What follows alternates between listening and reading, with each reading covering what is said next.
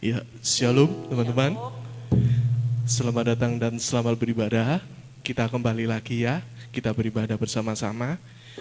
Mari untuk memulai ibadah kita pada hari ini, mari kita pujikan Jejak-Mu Tuhan.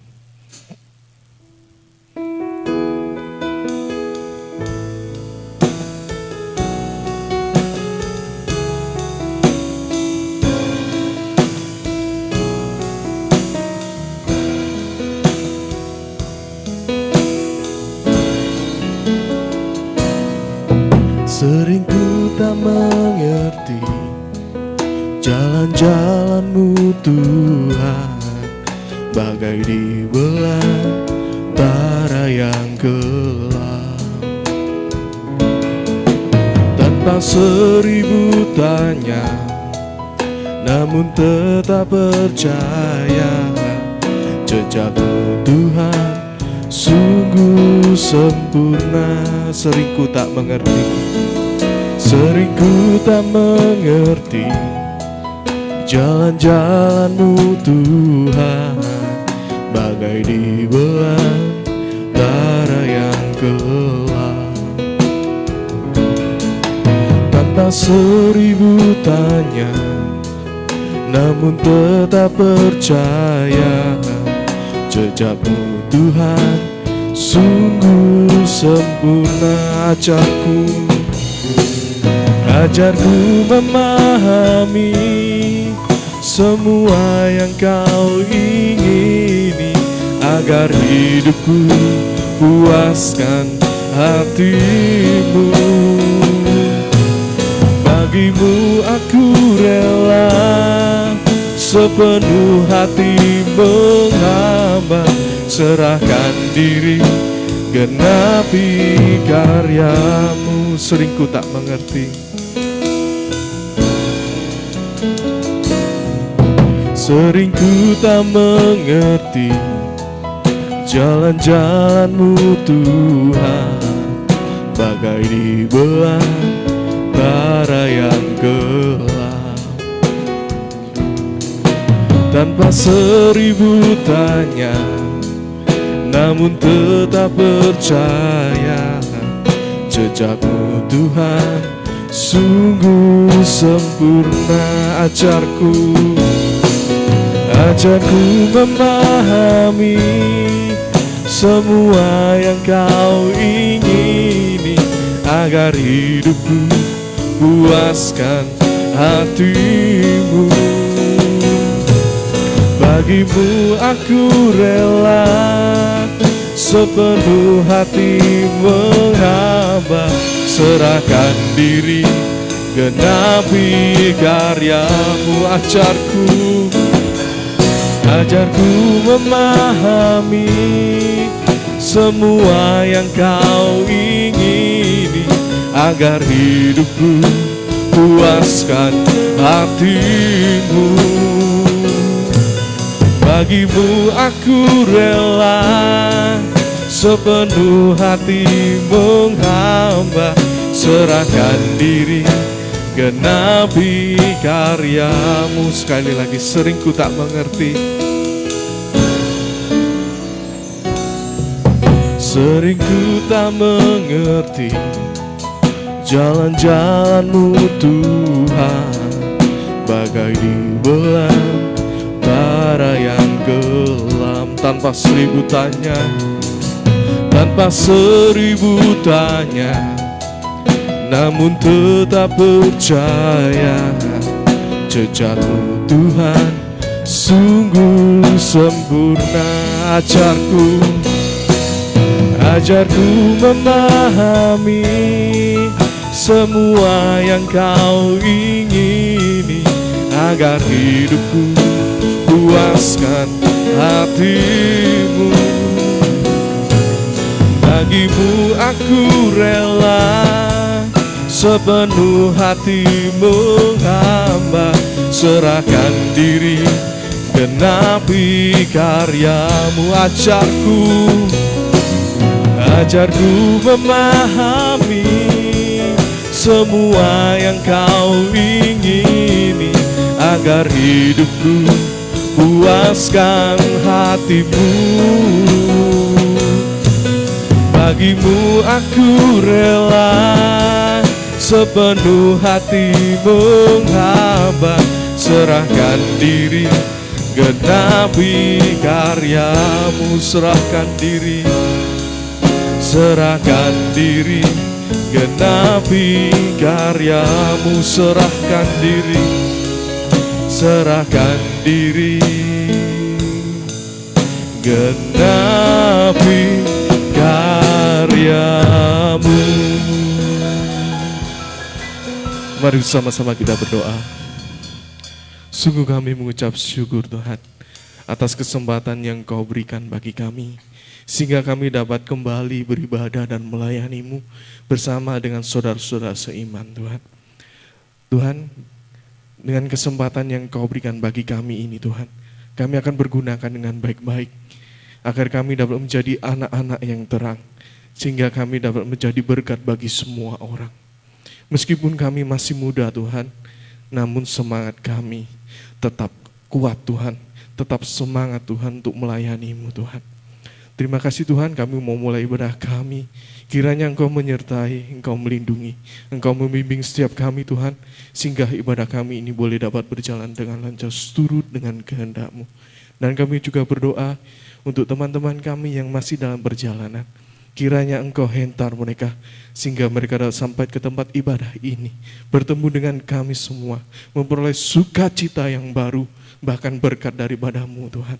Terima kasih Tuhan, kami serahkan semuanya ke dalam tangan-Mu. Hanya di dalam nama Tuhan Yesus kami berdoa. Amin.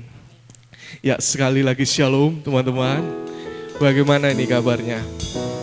Luar biasa kah? Luar biasa ya.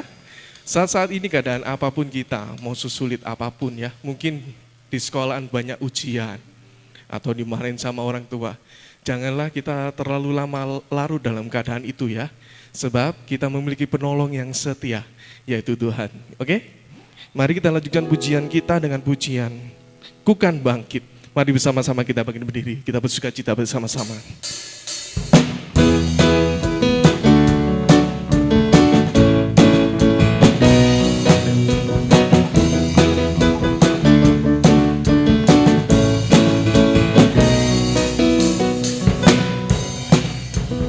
Mari kita semua umat pilihan Allah, dengarlah panggilannya untuk menggenapi firman-Nya.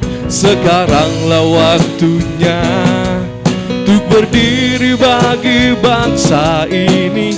Mari maju umat pemenang.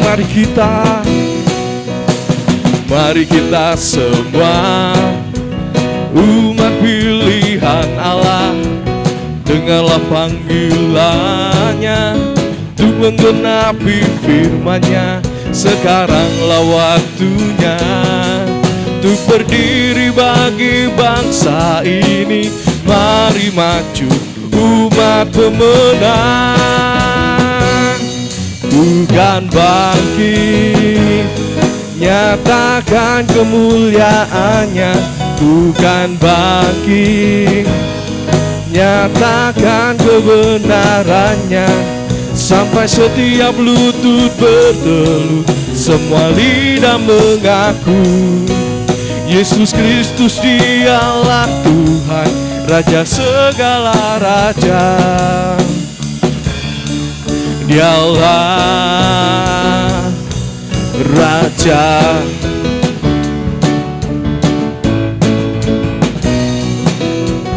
Mari kita semua umat pilihan Allah, dengarlah panggilannya untuk menggenapi firman-Nya. Sekaranglah waktunya untuk berdiri bagi bangsa ini. Mari maju umat pemenang. Ku kan bangkit, nyatakan kemuliaan-Nya. Ku kan bangkit, nyatakan kebenaran-Nya, sampai setiap lutut bertelut, semua lidah mengaku Yesus Kristus dialah Tuhan, Raja segala raja. Dialah bukan bangkit, nyatakan kemuliaannya. Bukan bangkit, nyatakan kebenarannya. Sampai setiap lutut bertelut, semua lidah mengaku Yesus Kristus dialah Tuhan, Raja segala raja. Bukan bangkit, bukan bangkit, nyatakan kemuliaannya. Bukan bangkit, nyatakan kebenarannya. Sampai setiap lutut bertelut, semua lidah mengaku Yesus Kristus dialah Tuhan, Raja segala raja. Dialah Raja, dialah Tuhan, dialah Raja, dialah Raja. Silakan duduk kembali teman-teman.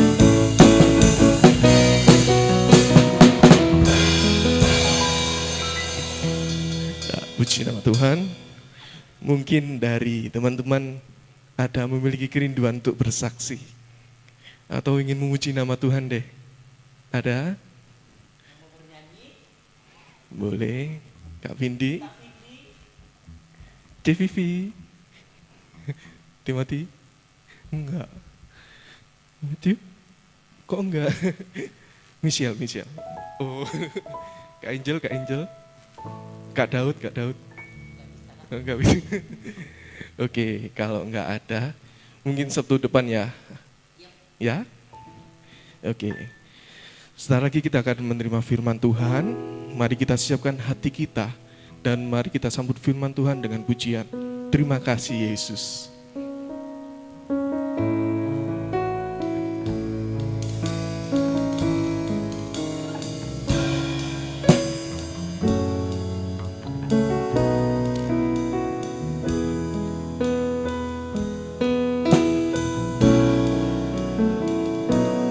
Yang dulu tak ku mengerti, sekarang kau buat mengerti.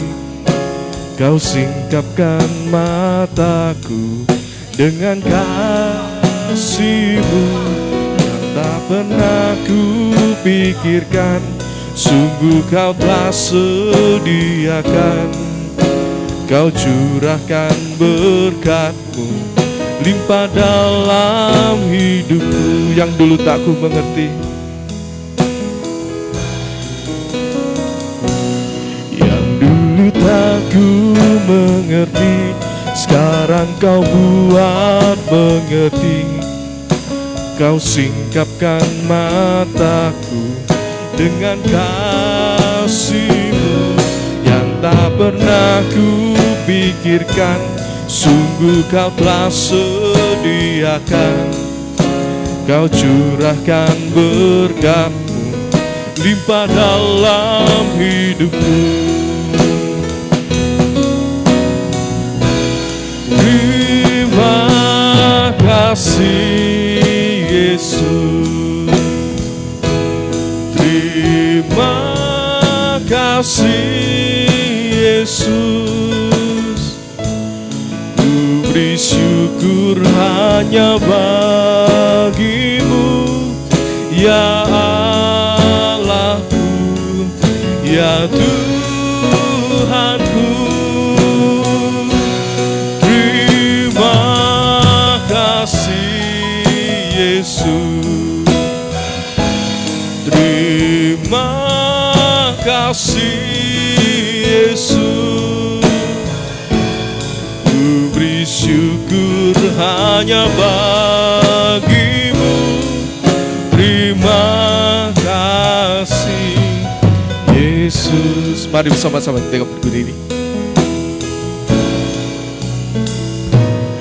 Yang dulu tak ku mengerti, sekarang kau buat mengerti. Kau singkapkan mataku dengan kasih-Mu yang tak pernah ku pikirkan. Sungguh kau telah sediakan, kau curahkan berkat limpah dalam hidupku. Terima kasih Yesus, terima kasih Yesus. Ku beri syukur hanya bagi-Mu, ya Allahku, ya Tuhanku. Terima kasih Yesus, terima kasih Yesus. Ku beri syukur hanya bagi-Mu. Terima kasih Yesus, terima kasih Yesus. Terima kasih Yesus, terima kasih Yesus. Ku beri syukur hanya bagi-Mu, ya Allahku, ya Tuhanku. Terima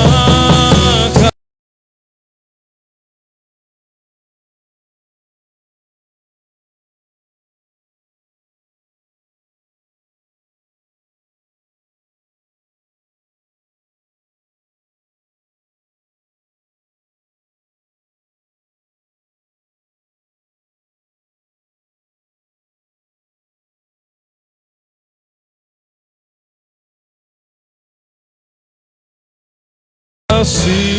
Untuk pelayanan selanjutnya saya serahkan kepada. Terima kasih Yesus, ku beri syukur hanya bagi-Mu, ya Allahku, ya Tuhanku.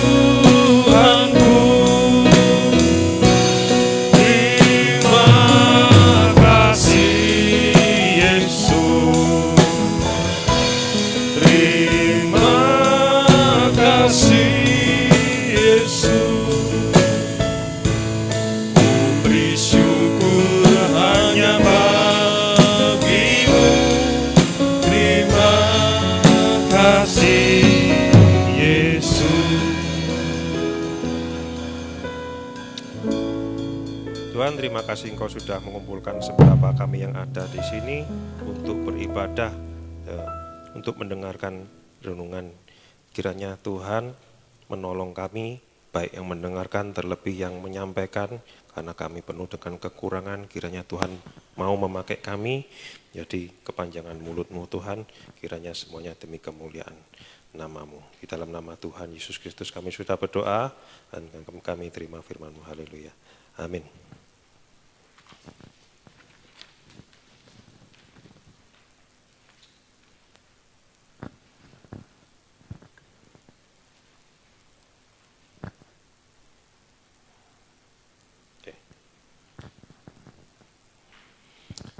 Shalom. Ya, salam sejahtera bagi kaum remaja, kaum muda, dan pekerja muda yang hadir tempat ini dan juga yang mengikuti secara online ya. Nama saya Sony, bisa dipanggil Ko Sony atau Su Sony atau Pak Sony juga boleh ya. Hari ini saya kembali mendapat tugas untuk membawakan renungan. Sabtu lalu Kak Olpi membawakan tema tentang mengenal Tuhan ya. Nah, mengenal seseorang itu beda dengan tahu akan seseorang. Nah, misalnya saya mengenal papa saya. tapi saya tidak mengenal Pak Jokowi. Jadi kalau mengenal pasti tahu, tapi kalau tahu belum tentu mengenal. Nah, menurut saya mengenal itu ada dua hal yang harus dipunyai untuk seorang bisa mengenal seseorang gitu ya. Yang pertama kita harus punya pengetahuan tadi. Yang kedua adalah kira-kira apa? Yang kedua, Matthew sudah disinggung ini Sabtu yang lalu. Yang kedua adalah kita harus punya hubungan ya. Kita harus punya hubungan. Oke. Nah, hubungan ini ada macam-macam. Misalnya ada hubungan bisnis, ada hubungan persahabatan, ada hubungan keluarga, ada juga hubungan romantis yang nantinya akan meningkat sampai pada hubungan nikah. Ini yang sering disebut oleh Pak Hari hubungan yang intim ya. Tapi sekarang kita tidak akan membicarakan tentang hubungan, kita akan membicarakan tentang pengetahuan. Ya, secara umum pengetahuan dan secara spesifik pengetahuan tentang Allah. Nah, masih ingat Kak Ferry 2 Sabtu yang lalu membawakan tentang naik level iman gitu ya. Nah, pengetahuan ini sebenarnya juga salah satu cara untuk menaikkan level iman. Ini 2 Petrus 1 ayat 5. Justru karena itu kamu harus dengan sungguh-sungguh berusaha untuk menambahkan kepada imanmu kebajikan, dan kepada kebajikan pengetahuan, dan kepada pengetahuan penguasaan diri, pada penguasaan diri ketekunan, pada ketekunan kesalehan, pada kesalehan kasih akan saudara-saudara, dan pada kasih akan saudara-saudara kasih akan semua orang. Sebab apabila semuanya itu ada padamu dengan berlimpah-limpah, kamu akan dibuatnya menjadi giat dan berhasil dalam pengenalanmu akan Yesus Kristus Tuhan kita. Tetapi barang siapa yang tidak memiliki semuanya itu, ia menjadi buta dan picik karena ia lupa bahwa dosa-dosanya yang dahulu telah dihapuskan. Ya. Jadi kalau mengenal Tuhan itu sebenarnya lebih susah daripada mengenal orang gitu ya, tapi Roh Kudus yang menolong kita. Nah, ketika saya mencari bahan untuk topik ini, saya itu jadi sadar ya bahwa pengetahuan saya ya tentang pengetahuan itu ternyata masih dangkal. Tapi saya mencoba untuk membagi apa yang saya dapatkan, walaupun sedikit, karena menurut saya ini penting buat orang-orang Kristen, terutama kaum muda ya. Oke. Apa itu pengetahuan? Nah, sejak zaman Plato, sekitar 400 tahun sebelum Masehi itu, para filsuf itu setuju bahwa pengetahuan adalah kepercayaan yang benar dan didukung bukti. Jadi ada 3 komponen dalam pengetahuan, percaya, benar, dan bukti. Nah, sedangkan bukti ini bisa didapatkan dari mana saja, bisa didapatkan dari kesaksian. Kesaksian ini adalah yang paling utama sebenarnya dalam kita mendapatkan pengetahuan ya. Contohnya kesaksian ini apa? Misalnya dari sekolah, guru mengajar itu adalah kesaksian. Misalnya dari buku-buku pelajaran itu juga kesaksian. Buku-buku sejarah itu juga kesaksian. Misalnya kita melihat reporter di televisi memberitakan sesuatu itu juga kesaksian, gitu ya. Juga surat-surat orang-orang yang sudah lama meninggal itu juga menjadi kesaksian. Itu merupakan kesaksian yang bisa menjadi bukti. Nah, selain kesaksian ada juga observasi atau pengamatan pribadi. Ya, bisa dilihat dengan mata sendiri atau dengan mendengar dari telinga langsung atau dengan menggunakan alat. Nah, bagaimana dengan kesaksian Roh Kudus yang diberikan pada kita secara pribadi? Apakah itu bisa dijadikan sebagai bukti? Nah, ternyata perkembangan akhir-akhir ini, para filsuf itu setuju bahwa apa yang menurut pandangan pribadi kita benar, itu juga bisa dijadikan bukti, sepanjang tidak ada hal-hal yang membuktikan bahwa pandangan kita itu salah. Jadi ini perkembangan baru yang dinamakan reform epistemologi ya. Oke. Sekarang kita masuk contoh kasus. Misalkan saya bilang pada Pak Hari, Pak Hari, berat saya ini 50 kilo. Nah, terus saya percaya itu. Tapi Pak Hari tidak percaya. Jadi dia bawa timbangan, ditaruh gini, terus saya suruh naik. Waktu saya naik, lah kok tiga digit ini. Nah, itu berarti kepercayaan saya itu terbukti salah, gitu ya. Itu berarti kepercayaan itu bukan pengetahuan. Tuh. Contoh lain lagi adalah misalnya waktu Paulus perjalanan ke Damsyik itu ya, dia mendapatkan penglihatan.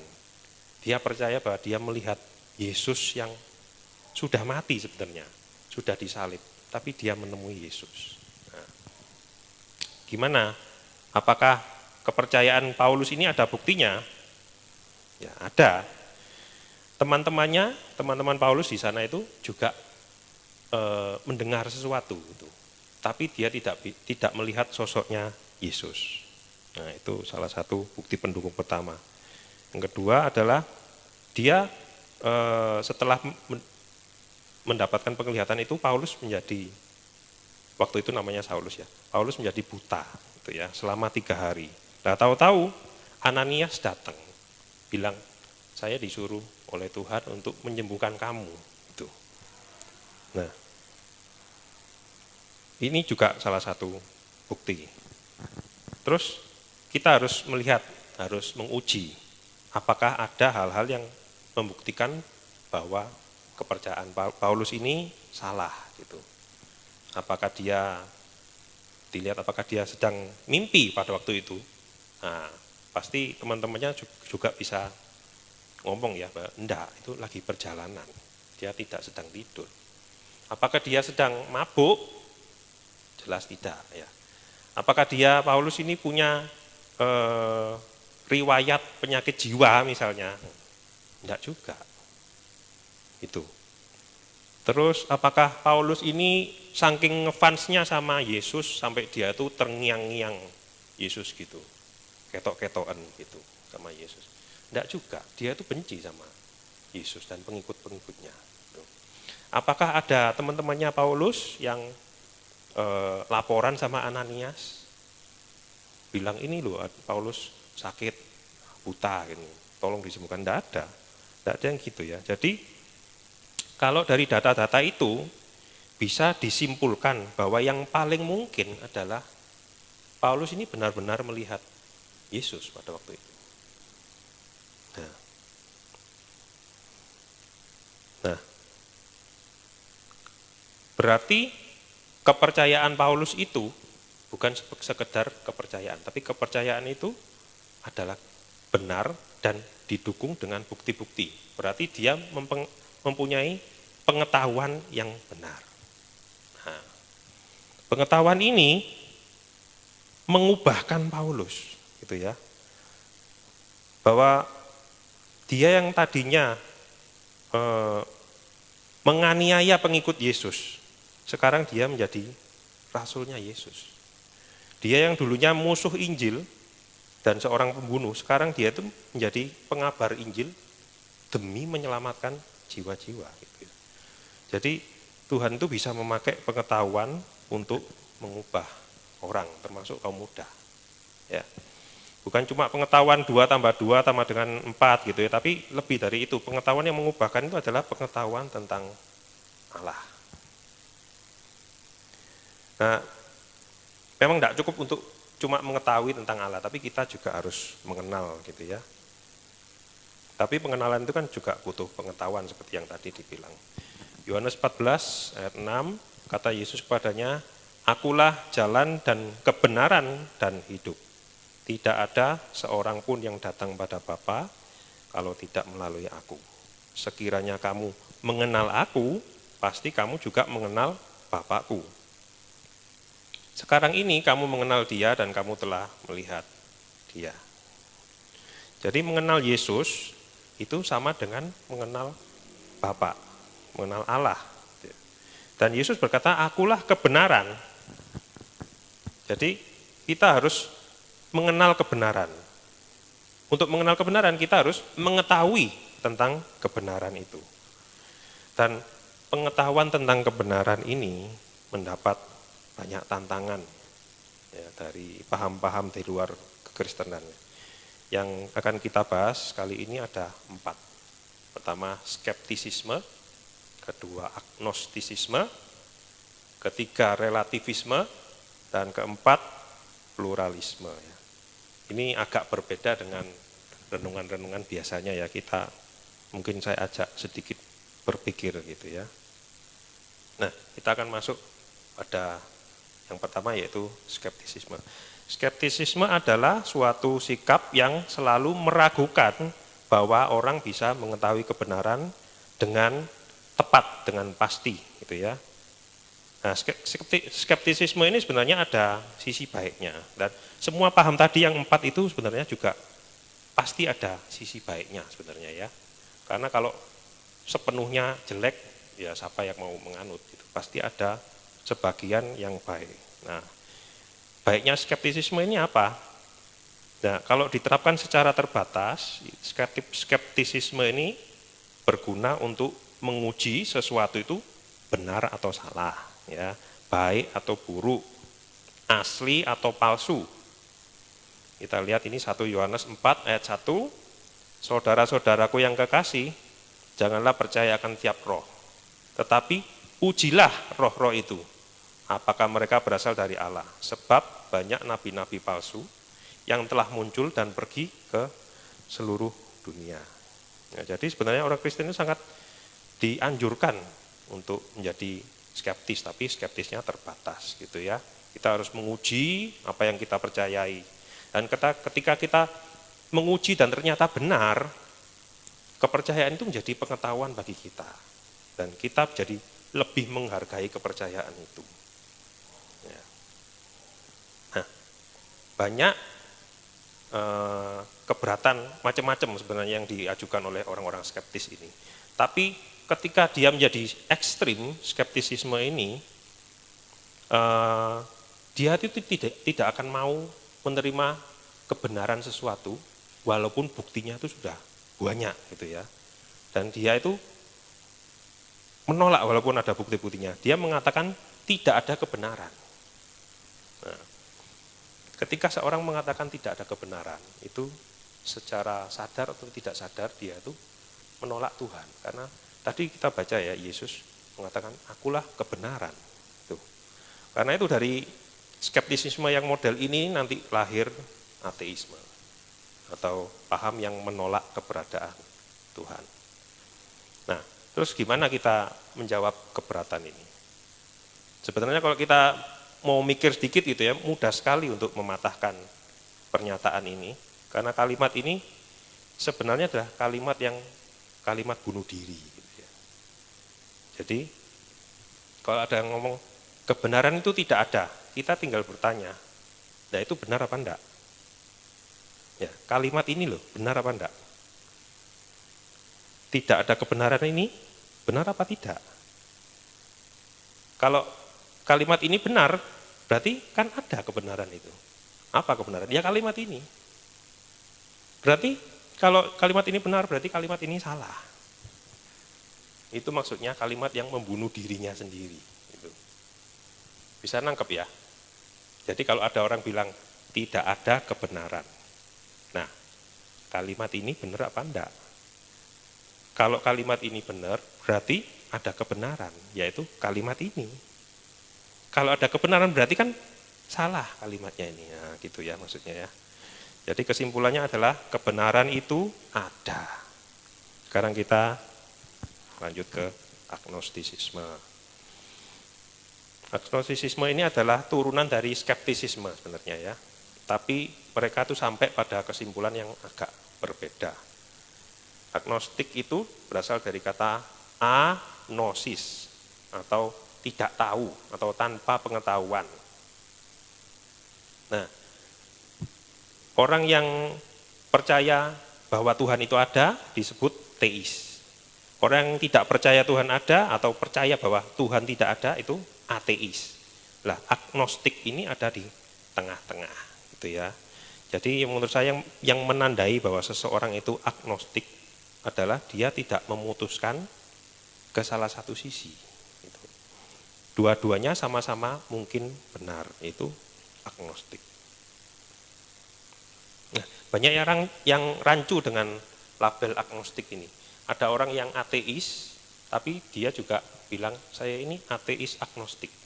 Nah, ada juga yang bilang, saya percaya Tuhan, tapi saya agnostik.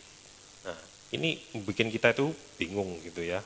Nanti kalau mau diskusi bisa di-chat di grup WhatsApp ya, untuk grupnya pemuda dan remaja. Oke, sekarang penyebabnya seorang menjadi agnostik itu apa saja? Ada 3 macam. Yang pertama adalah karena belum menyelidiki atau tidak peduli. Nah, jadi kalau ditanya, kamu percaya Tuhan apa enggak? Jawabannya tidak tahu. Menurut saya Tuhan itu enggak penting. Yang penting itu saya hidup berusaha jadi orang baik, itu aja. Nah, itu yang pertama. Yang kedua adalah dia sudah menyelidiki tapi merasa bahwa argumen dari teisme dan ateisme ini sama-sama kuat gitu. Jadi dia masih belum pindah posisi di tengah-tengah terus. Itu yang kedua. Yang ketiga, ini yang paling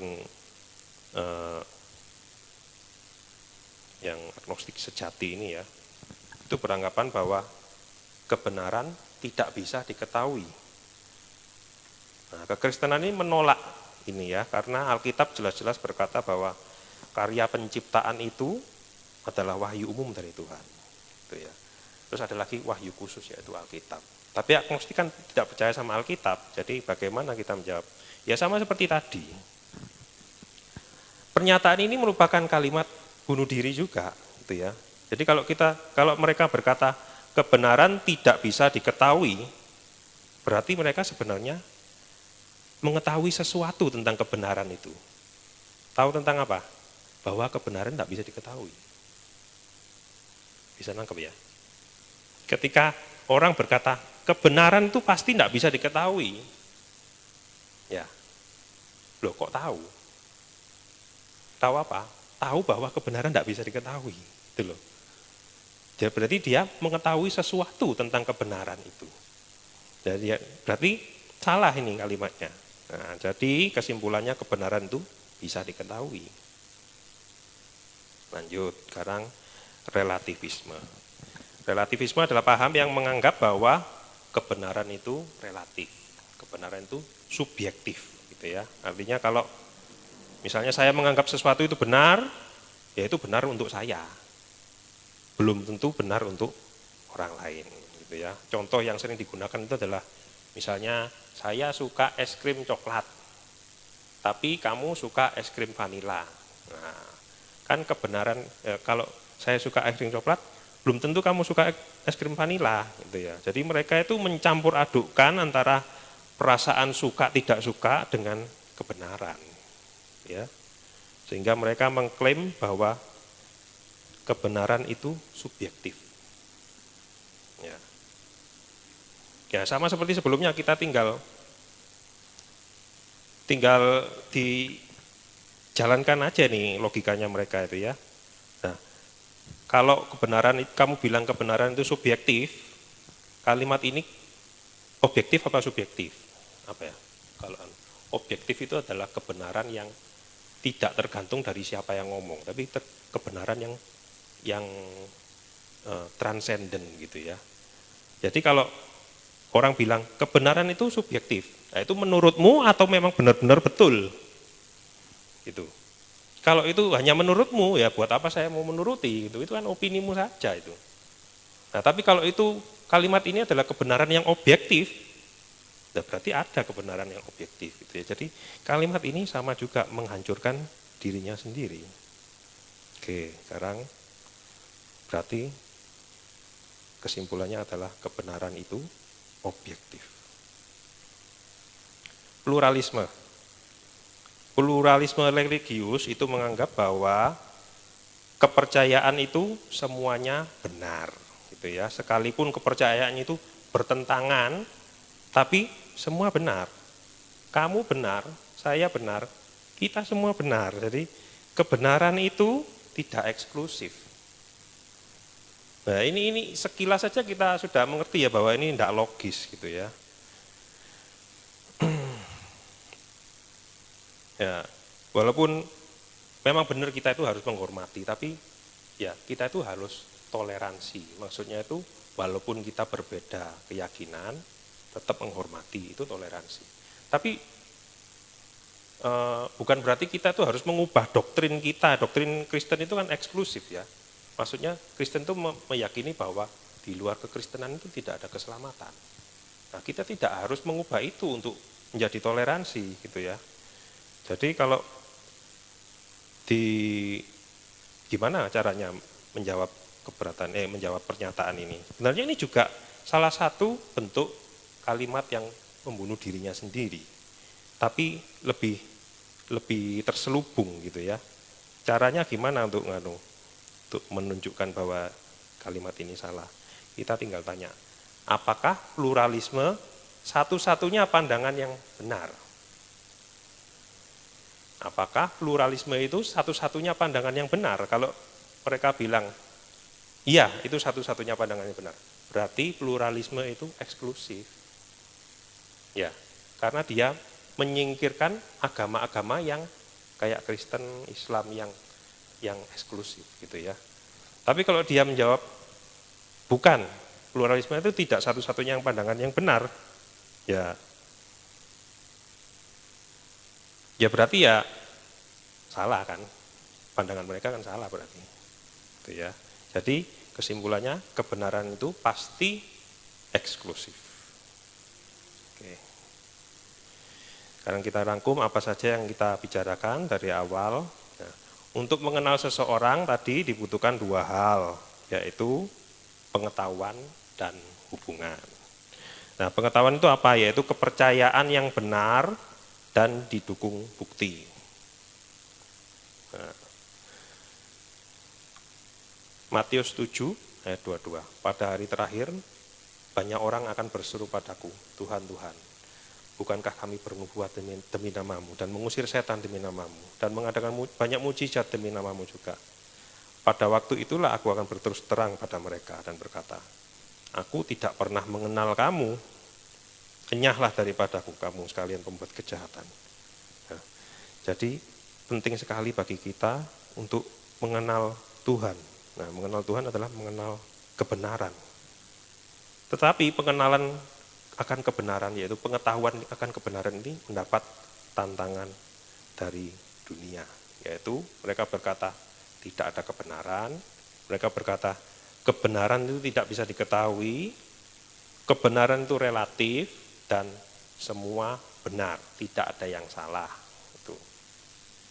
Nah, ini tadi kita sudah menjawab semuanya dan semuanya itu adalah perkataan yang kurang logis gitu ya. Tidak mungkin pernyataan-pernyataan ini benar karena mereka akan melawan dirinya sendiri gitu ya. Nah, selanjutnya gini ya, setiap kebaktian itu kan kita mendengarkan khotbah itu seperti orang menaburkan benih gitu ya. Ada yang jatuh di pinggir jalan, ada yang jatuh di tanah berbatu-batu dan seterusnya. Tapi paham-paham yang tadi itu menolak pengetahuan akan kebenaran. Jadi kalau saya membayangkan itu seperti orang mau menabur benih, belum sempat ditabur, tangannya itu sudah ditampil dulu gitu. Jadi baru mau ngomongi tentang Injil misalnya, dia ngomong, kamu tuh tahu apa gitu. Manusia itu kan tidak tahu tentang Tuhan, tidak mungkin tahu tentang Tuhan. Jadi benih itu belum sempat jatuh, ditampil dulu gitu. Nah itu membuat saya berpikir bahwa pengetahuan tentang pengetahuan ini itu fondasional dalam menerima kebenaran firman. Nah, kalau misalnya ada di antara kita atau kaum muda atau siapa yang ada sedikit keraguan-keraguan atas kepercayaannya ya, atas kekristenan gitu. sebenarnya tidak apa-apa, jangan takut, ya. Itu tidak apa-apa, boleh-boleh saja. Tapi ya saran saya ya, jangan mencari-cari sumber atau mencari-cari jawaban dari sumber yang jelas-jelas itu ateis atau agnostik. Ya jelas mereka akan memberikan logika mereka, nalar mereka yang akan menggiring untuk sampai pada kesimpulan bahwa Tuhan itu tidak ada. Gitu ya.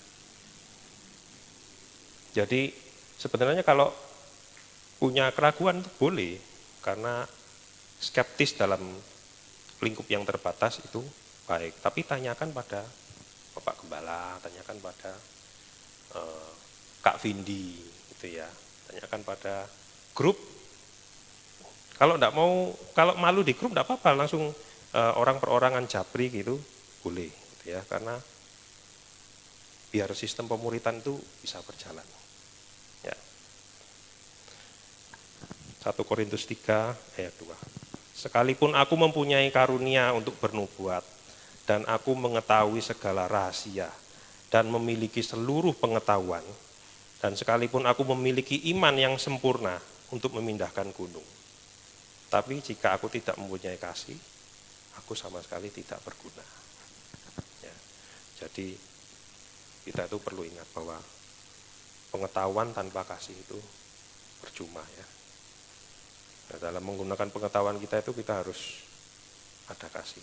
Nah, dalam menegur, dalam berdebat, dalam percakapan sehari-hari itu kita harus melakukan dengan motivasi yang benar, yaitu demi kemuliaan Allah.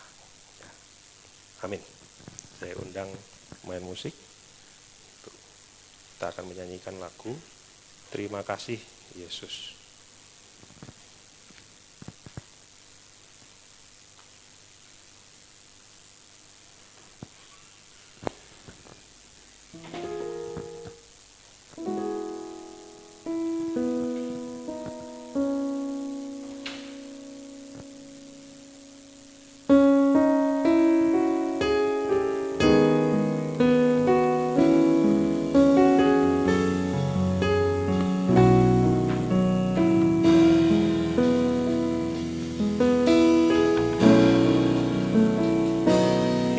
Dulu tak ku mengerti, sekarang kau buat mengerti.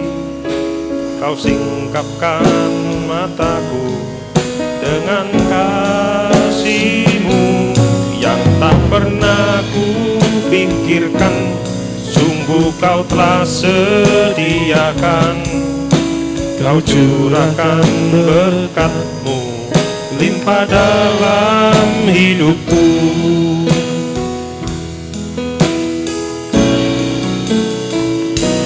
Yang dulu tak ku mengerti, sekarang kau buat mengerti. Kau singkapkan mataku dengan kasih-Mu yang tak pernah ku pikirkan. Sungguh kau telah sediakan, kau curahkan berkat-Mu limpah dalam hidupku. Terima kasih Yesus,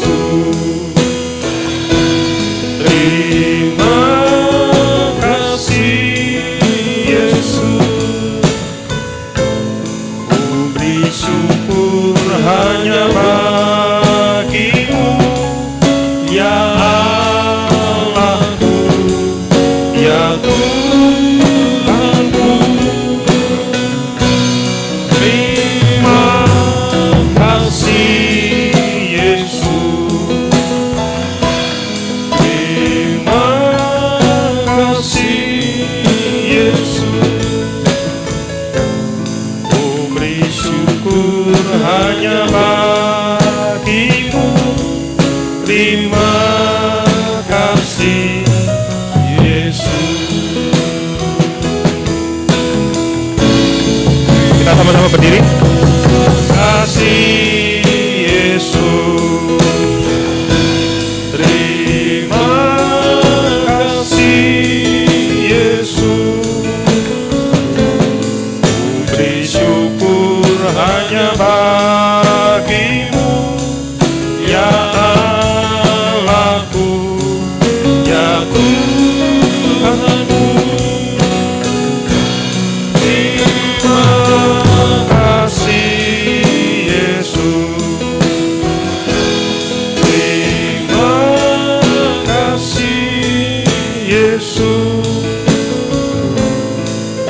beri syukur hanya bagimu. Terima kasih Yesus. Selanjutnya saya serahkan pada Pak Hari.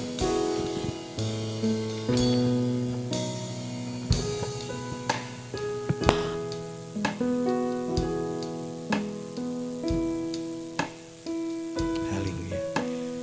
Terima kasih Tuhan. Terima kasih buat pemberitaan firman-Mu saat ini Tuhan. Kami bersyukur Tuhan kalau kami memiliki sebuah Alkitab. Di situ adalah kami bisa mengenal daripada pribadi-Mu. Sebab di dalam Alkitab itu Tuhan ada pengetahuan yang membuat kami semakin hari semakin mengerti. Bahkan di dalam Alkitab itu adalah bukti-bukti yang otentik Tuhan. Supaya sehingga percaya akan Alkitab itu adalah satu keyakinan bagi kami. Terima kasih Tuhan sehingga apa yang menjadi satu pertanyaan-pertanyaan bagi kehidupan kami semua Tuhan, kebenaran itu adalah ada, kebenaran itu bisa diketahui Tuhan, bahkan kebenaran itu adalah objektif, bahkan juga kebenaran itu Tuhan menjadi satu yang pribadi dalam kehidupan kami. Sehingga Tuhan kami benar-benar meyakini bahwa kebenaran itu adalah pribadi daripada Engkau ya Yesus. Terima kasih Tuhan, terima kasih kami sungguh dikuatkan oleh firman-Mu saat ini Tuhan, karena kami bisa mengenal pribadi-Mu Yesus adalah pribadi kebenaran itu sendiri yang bisa membawa kehidupan kami kaum muda remaja semakin hari dapat semakin mengerti dan semakin mengenal akan Engkau. Sehingga pengenalan kami ini Tuhan membawa satu hidup kami di dalam kasih Tuhan, sampai kami bukan hanya mengasihi saudara-saudara kami, bahkan sampai mengasihi musuh kami Tuhan. Terima kasih Tuhan, terima kasih buat firman-Mu.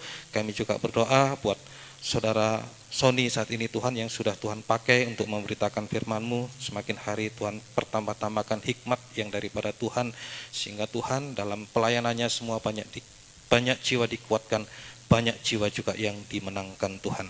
Terima kasih, syukur kami naikkan kehadirat-Mu juga.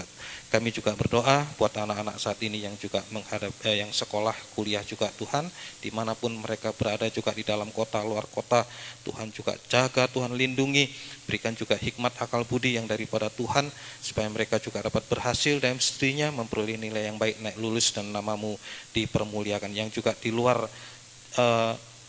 daripada orang tua, yang jauh daripada orang tua juga Tuhan tolong, mereka juga ada di dalam tangan belas kasih kemurahan-Mu.